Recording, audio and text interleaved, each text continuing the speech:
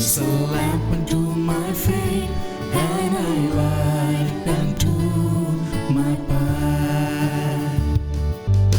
Thy word is a lamp unto my feet, and a light unto my path.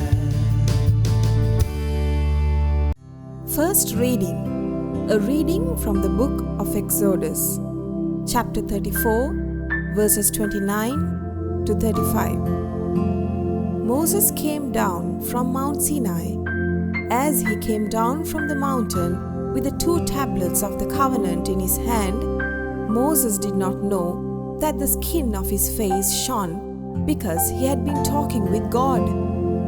When Aaron and all the Israelites saw Moses, the skin of his face was shining, and they were afraid to come near him. But Moses called to them, and Aaron and all the leaders of the congregation returned to him. And Moses spoke with them.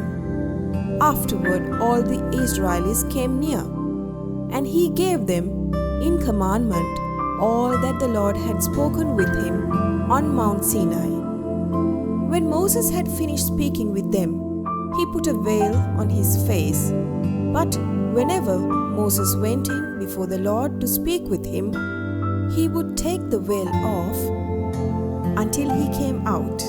And when he came out, he told the Israelites what he had been commanded. The Israelites would see the face of Moses, that the skin of his face was shining. And Moses would put the veil on his face again until he went in to speak with him. The word of the Lord. A reading from the Holy Gospel according to St. Matthew. The kingdom of heaven is like treasure hidden in a field, which someone found and hid. Then in his joy he goes and sells all that he has and buys that field. Again, the kingdom of heaven is like a merchant in search of pearls. On finding one pearl of great value, he went and sold all that he had and bought it. The Gospel of the Lord. Good morning to you all. Now we have come to a new day, a day with lots of graces of God. Now as we enter into this day, and as we are about to walk this day, the good Lord speaks of the riches that we find in our life.